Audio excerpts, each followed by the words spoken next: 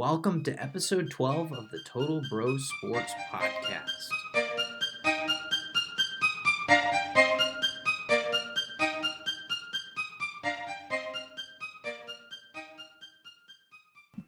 Hi, welcome to the Total Bros Sports Podcast.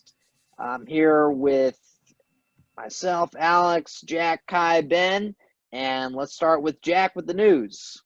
Okay, here on the news on sports news today, the Bucks and the Chiefs playing in Super Bowl 55, the one-year anniversary of Kobe Bryant's tragic helicopter crash, and Matthew Stafford trade rumors to Colts, 49ers, and Washington football team, and that scrub Dwayne Haskins signed with the Pittsburgh Steelers. Okay, hit it off with the 5-Minute Fire Championship Edition.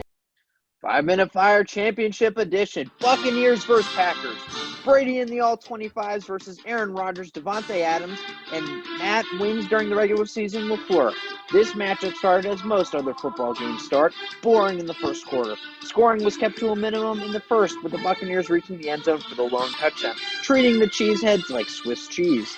The Packers kept it from being an absolute blowout in the second by cutting the lead to 11.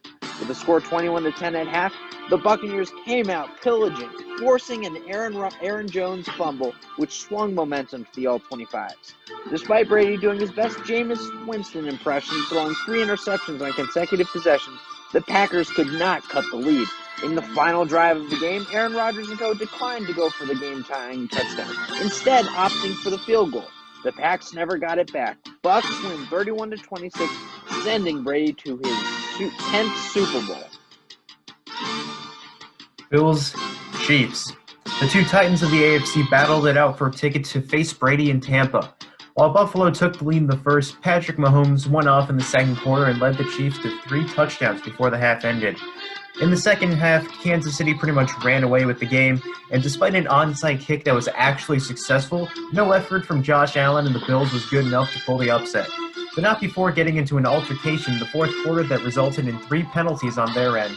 The Chiefs win 38-24 and get a ticket to the Super Bowl, with a chance to win a second Lombardi trophy in a row. All right. Let's talk about these games, though. I think we should talk about it, say our opinions about these games. But there were some, interesting ones here. Bucks, Packers, what are your thoughts on this game, you guys? I personally believe that the Bucks, they played well, but I think the Packers, they should have beat them, but their defense wasn't playing their A game. They got burnt a lot, and Brady was just torching them because he read that they were going into zone, and he reads zone well. And Rodgers, he was playing shaky, and he was looking for Adams too much. He should have looked for other weapons. Yeah, I agree. It was kind of weird how this game turned out because I think that the Buccaneers actually had more turnovers than the Packers because Brady threw those 3 interceptions on 3 consecutive possessions. Yet the Buccaneers still beat the Packers. I think that the Packers just could never really get going. And once they started getting going, it was too late. And then you have that weird decision to kick the field goal instead of going for the touchdown and then the game-tying 2-point conversion. And, I always had the belief coming into this game that the Packers are not made for the NFC Championship, or not made to go to the Super Bowl. They'll get to the NFC Championship, but they choke, and I was proven right again. The Packers have lost their last 4 NFC Championship games. Aaron Rodgers is 1-4. It took him, I think, Breeze 15 seasons to get, it didn't take him that long, but in 15 seasons, he has had 1 NFC Championship game. Brady has won 1 in 1 year. But I think it was interesting that, I think the Bucs defense looked really good, honestly. A lot of really, even without Antoine Winfield, their secondary looked good. They were able to make a lot of plays there. And, it was interesting because, last time they played, it was a blowout, absolute blowout. Now, the Packers actually got to keep it kind of close. But there were a lot of decisions. Yeah, the field goal was definitely big, but there are a lot of things that went wrong there.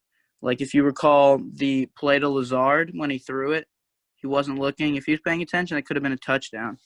On that other play, too, on like the 3rd and goal before the field goal, Aaron Rodgers had a chance to run the ball too. He had space.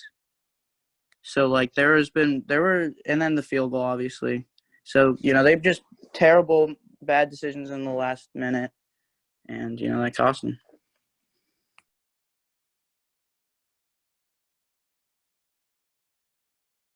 Yeah, you make a great point about Aaron Rodgers hesitating to run because he definitely could have made it in the end zone. I've seen him do that on plenty of other plays, but yet he just wanted to force it to Lazard.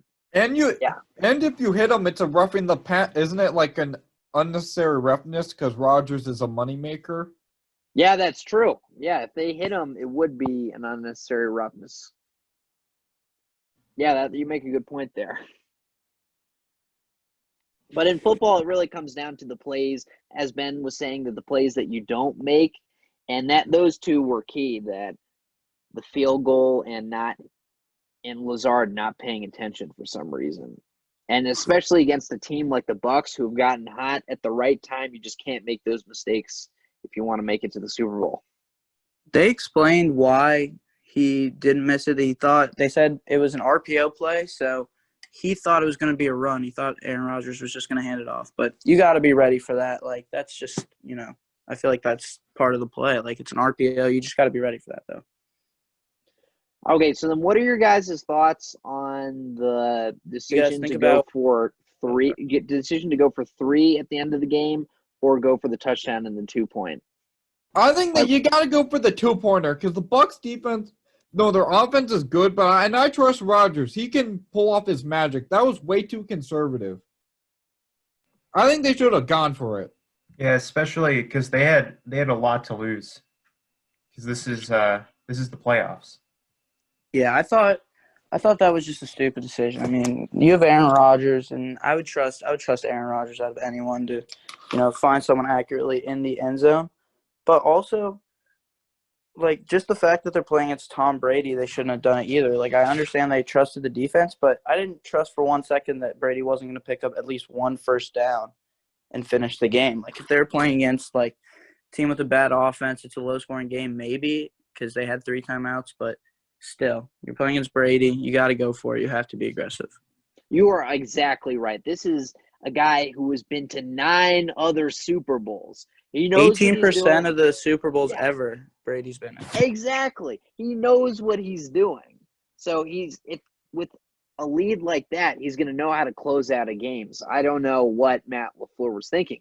And then also, if you look at the analytics, I was curious about this on Yahoo Sports, the recommendation is to go for it. I think you have an additional 1.3% win percentage if you go for it. So I don't really know what he was thinking on that play, because normally these younger coaches are like analytics based. Like, I know Sean McVay with the Rams was all into analytics when he got there and he ran a high powered offense, but I really don't know what the decision would be, because the analytics aren't on your side with LaFleur's decision, and just the old school game or situational football is not on your side. So poor decision on Matt LaFleur's part. What do you guys think about AFC Championship? We all knew the Chiefs were going to win. The Bills are cursed. And the Chiefs have an OP offense with the Cheetah, Hardman, Kelsey, Clyde Edwards-Helaire. You can't stop them no matter who you put out there. Oh, yeah, especially when their secondary, like their secondary looked incredible last night. If their secondary looks like that and they have an offense like they do and they're able to shut down Brady, it's going to be just a tough day. Yeah, as I mentioned before already, but like even with a successful onside kick, the Bills can't pull it off against what is probably the best team in all of football right now. Yeah, I saw a really interesting fact that said if Patrick Mahomes makes the Super Bowl at Tom Brady's age, like when he's 43, it'll be 2039. Wow. And it'll be Super Bowl 73. Like, just think about that. Like, that just makes you think I don't know how Tom Brady's still doing it. And he's like Philip Rivers just knocked him out. Drew Brees knocking him out. Still going strong. Well, Tom Brady just protects himself. Like you'll see on Yeah, all he those goes on down. plays. Yeah, he will go down. He protects Yeah. himself. And it also avoids like a sack. Well, it does a sack, but it avoids like a fumble injury. Like Daniel Jones refused to get sacked, and it caused a fumble, and another time it caused a pick. And and speaking of getting sacked, that seems to be a big problem for Josh Allen in the playoffs. Why does I he saw get sacked a multiple lot? instances, during the game where he would get dropped for 20 yards in the backfield. He just Yeah, refusing because to he go Yeah. down wouldn't or just throw go it away. down. Yeah.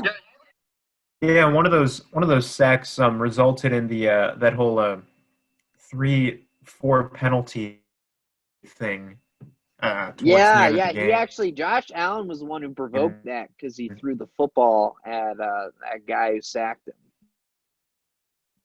But to be honest with the listeners, this game was really a blowout from second quarter onward. The only reason that Buffalo got a touchdown was because McCole Hardman decided to muff the punt right around the goal line. And then we had to wait until the fourth quarter for the Bills to actually start scoring. And by that point, I guess we can consider that garbage time. Yeah, that one play. I was wondering if Hardman was ever on the Chargers. Yeah, No, that is so true. he's a Kansas City Chiefs draft pick. One of the additions to the already stacked receiving group they have. Hardman is really fast, and and you is saw him dangerous. on one of those end around plays. He got out there 51 in space. yards. Yeah, and the cheetah, like you said, Jack, just basically took over that game. He was uncoverable. Yeah, the cheetah torched the Bucks last time. The cheetah was practicing his social distancing against the Bucks, and then in this game against the Bills secondary. I don't know. No one could keep up with him. In Week 12, when the Chiefs played the Bucks, Tyreek Hill had 200 yards in the first quarter. Yeah, he is just a little heads up. But all right, so do you guys think that is what is going to come in the Super Bowl? Is it going to be something crazy like that, or have the Bucks? Are the Bucks a different team from Week 12? You got Kelsey. What I think they should do, if I'm the Bucks right now, I would put a man-to-man on Tyreek and a coverage and like a spy on him, like double cover. I know him Bill at all Belichick did that. times. I guess the problem with the Chiefs' offense is there's just too many weapons. It stresses Then you have the Hardman defense to worry about. Yeah, you have Hardman, but also I think at the time where Travis Kelce. Yeah, Travis Kelce. But also at the time when Bill Belichick shut down the Chiefs' offense and shut down Hill, they didn't have They didn't have a running back. Well, they had Damian Williams, but he's not Clyde Edwards-Helaire level. And they also have Le'Veon Bell. They are stacked offensively, and their defense is great too. Yeah, Chris Jones and like the Honey Badger. Yeah, how do you beat this team? Darrell Williams is now the number one running back though, because Le'Veon's hurt and Clyde Edwards-Helaire just. Well, he's showing he's pretty good too. Solid, he had some good runs. Versus the Bills. Yeah, just the Chiefs are just too fast. Andy Reid loves the speed. Like they have, Tyreek Hill, even Byron Pringle. He had 3 catches yesterday. Mecole Hardman, they're just too fast. But like Jack said briefly, Bucks will be more prepared, and 100% will have Tyreek Hill locked. I mean that they should plan to, I don't expect him to get that many receptions, but I think it'll open up everyone else because they'll have such a, high regard for Tyreek Hill and just focus on him. Yeah. If I am like Hardman or Pringle, I would be trying to get an MVP because Hardman and Pringle are speedsters and they're very underrated. Definitely. Yeah. That's a nice segue into the next thing. Super Bowl predictions. Who are we going to go I've for? already said this many times. Chiefs win 31-24. You're going to go for reigning champions over home field advantage? Yep. What about you? I'm going to also go with Chiefs. They're going to win a second Super Bowl in a row for the first What's time. your prediction? The score? Oh, score? I'd probably go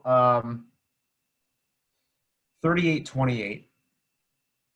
Okay. 38-28. What Yeah. about Alex? I don't know. I just don't think Make a prediction. Hold on. I just don't think that the Bucks can contain the weapons on the Chiefs offense.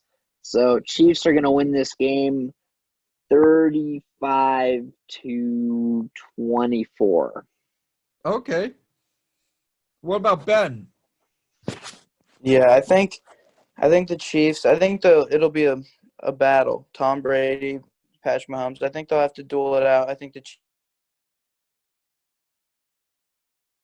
ultimately will take. Really encouraging against Josh Allen, who has had an unreal season. Definitely like the third best quarterback in the league. And I don't know, Mahomes now, he's coming back and he seems more healthy. Just Tyreek Hill's just so hard, and then Travis Kelce, everyone else. So score, I guess I'll go 35-31 Chiefs. Oh, by the way, for the listeners who don't know, the Tampa Bay Buccaneers are actually hosting this Super Bowl, and this is the first time in history. First time that any team has participated in a Super Bowl in their home stadium. And it'll be cool because at Raymond James Stadium right now in Florida, they don't have any stadium restrictions. Like, if they want, they can pack the stadium as much as they want. But I think the maximum is about 20,000 fans, and that's what they're going to have, 20,000 fans. I don't know how many Lambeau had, but they certainly had a lot of fans on Sunday. Lambeau was about they made their 20%. presence felt there. So they should totally have like 20,000 or 20,000, 25,000 maybe fans. So it'll be cool. It'll be really cool. See the old legend against possibly the new best quarterback who could start a dynasty. Yeah. Yeah, that's true. You got old versus young. 18-year difference. It's insane. 18 years. Yeah. Wow. Although I did wish for Chiefs Packers because that would have been the Super classic Bowl I matchup. Rematch. And 4. Yeah. Wait, I thought the Chiefs beat the Vikings in Super Bowl 4. Oh wait, did they? I think they. Oh wait, never mind. Yeah. Yeah, the Super Bowl I rematch. I wanted Super that. Bowl I rematch.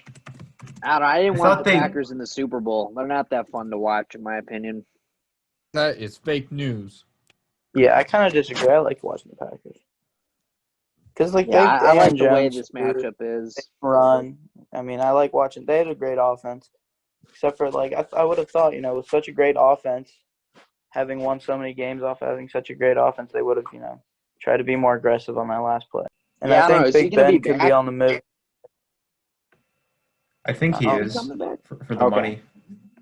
But they're also, Pittsburgh's definitely one of the places that could trade for a quarterback. I've been seeing people like Matt Stafford or some guy like that. Which also, there are a lot of quarterbacks. Like, who do you think Matthew Stafford, where do you think he'll be fit? I don't know. He'll definitely. Possibly the Colts. Yeah, Colts. Yeah, they could use a quarterback after Phillip Rivers' retirement. I don't know. The thing with Stafford is, why would you want to get Stafford from Detroit when he's, I guess, kind of washed up? There's a reason Detroit released him. Why would another rebuilding team want to use him? I don't know. Maybe just a fresh start for him would be better because Detroit never has, succeeded with people's careers. Like Barry Sanders, Calvin Johnson, all of them could have had better careers. But, Matt Stafford. That's a fair point. So, possibly a fresh start could help him out. There's definitely a bunch of teams that are on the, quarterback watch list, like the Niners, Washington, Patriots, Broncos possibly. I do not know why Washington is on that list. We already have our quarterback of the future. Heineke. Yeah, Two of them. Taylor Do you Heineke. think he's good enough to come in and start next year? Yes. Yes. Never underestimate the Heineke. But like you could get like a better free agent that's like proven though. No, don't underestimate him. Matt Stafford is proven to be what? Mediocre. But I'm Taylor saying, Heineke has proven like to be a Dak goat. Prescott or like someone else. I just think that you get more upside from Heineke. And also, say we take a chance on a free agent, but then you have to sign them to a ton of money. Like I think Heineke is playing for less than $1 million. And so I don't think there's any harm in seeing if he can go. And also, if he's decent, you could use him as kind of a bridge quarterback. Oh, I didn't realize you're cut out there. Yeah, that happened to me earlier. I made a mistake with that too. Okay, as I was saying, to add to that, I'd say if Heineke turns out to just be a 2-game wonder or how many games he played, we could always go back to Alex Smith because he's proven he can at least be decent. Yeah, but his career's over. Yeah, unfortunately for Alex Smith, I think his career is over. Something's not right with that calf that was surgically repaired. And I think there's a reason why after a couple of games it started getting sore. And don't get me wrong, the guy has impeccable character, and it was amazing to see him come back.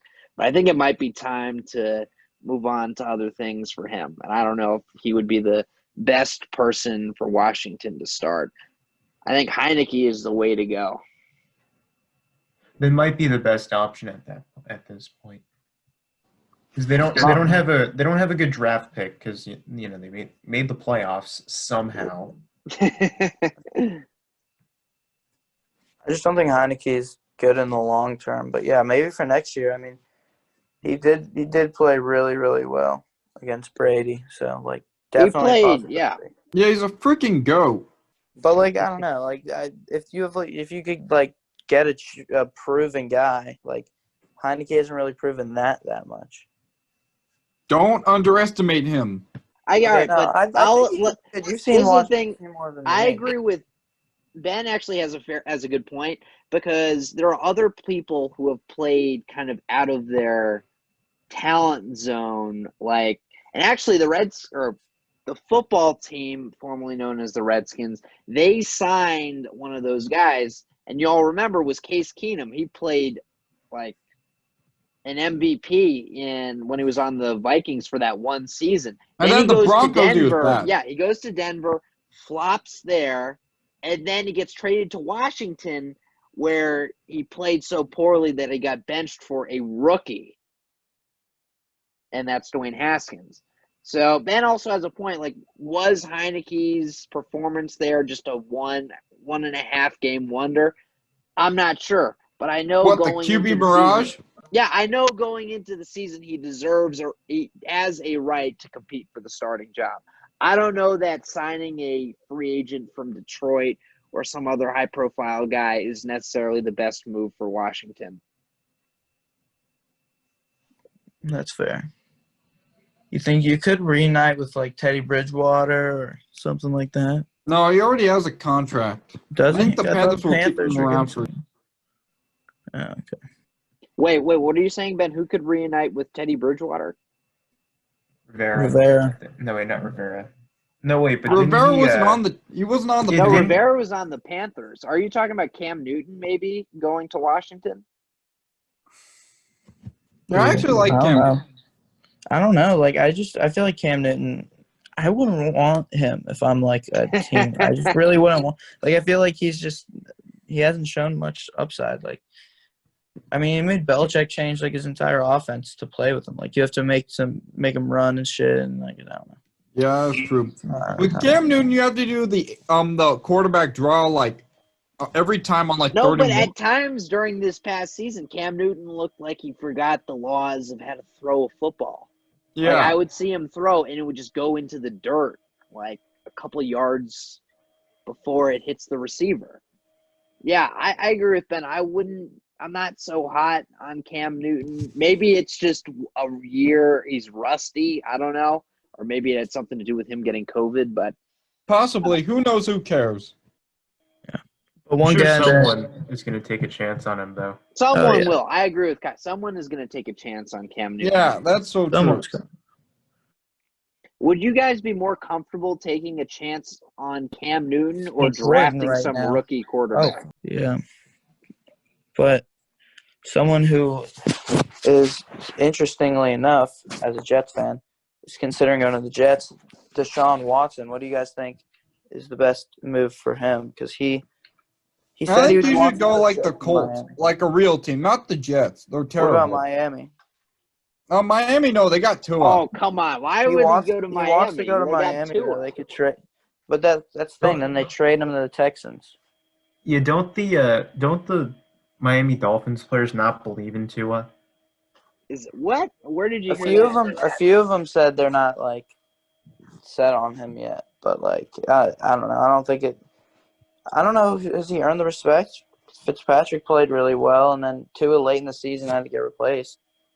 Has he like earned enough respect in Miami? But I would keep him. But Deshaun Watson said like he wants to go to Miami or possibly New York as well. Doesn't he have a no trade clause in his contract, Deshaun Watson? Well, he's gonna get traded. Like there's no doubt. No. Kind of inevitable. Like he really wants out, and I don't know. Yeah. They kind of have to restart. I feel bad for Houston though. They've lost and they're gonna lose J.J. Watt. Like they've lost Wait, all wait. Why do you think they're gonna lose him? because he said he wants to move on as well. Like they wants to part ways. Okay. Wow. That's what I've heard. Like I don't know. Like I'm pretty sure. That's what I've seen. But it's just Houston sports has been getting rocked. James Harden, What a Russell Westbrook, collapse. Yeah. and then the whole baseball stuff recently. All that controversy. Thank you for listening to the Total Bro Sports Podcast.